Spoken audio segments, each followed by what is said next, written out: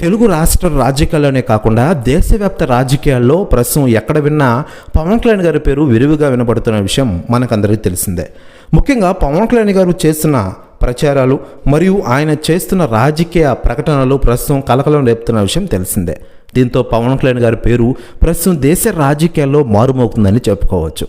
ముఖ్యంగా ఇటీవలే మహారాష్ట్ర ఎన్నికల ప్రచారంలో పాల్గొన్న పవన్ కళ్యాణ్ గారు అప్పటి బీజేపీ ప్రభుత్వం గెలిచింతో పవన్ కళ్యాణ్ గారి పేరు మారుమోగుతున్న విషయం మనకందరికీ తెలిసిందే.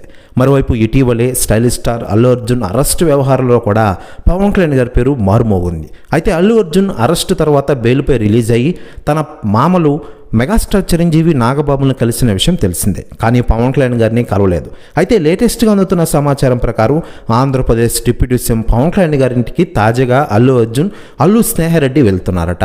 జరిగిన పరిణామాల గురించి ఇరువురు ముచ్చటించనున్నారట. ప్రస్తుతం న్యూస్ కూడా తెగ వైరల్ అవుతోంది తెలుగు ఇండస్ట్రీలో మరియు ఆంధ్రప్రదేశ్ రాష్ట్ర రాజకీయాల్లో. మరోవైపు సినిమాల విషయానికి వస్తే పవన్ కళ్యాణ్ గారు ఇటు రాజకీయాలు చేసుకుంటూ ఇటు సినిమాలతో కూడా దూసుకెళ్తున్న విషయం విదితమే. ప్రస్తుతం అయిన హరిహర వీరమల షూటింగ్తో ఫుల్ బిజీగా ఉన్నారు. ఈ సినిమా ఏడాది కాకుండా వచ్చేడాది సమ్మర్లో గ్రాండ్గా రిలీజ్ అయ్యే అవకాశాలు ఎక్కువగా ఉన్నాయి. ఇక 20% షూటింగ్ కంప్లీట్ చేయాల్సి ఉండగా పవన్ కళ్యాణ్ గారు ఇటీవల షూటింగ్లో జాయిన్ అయినట్లు తెలుస్తోంది.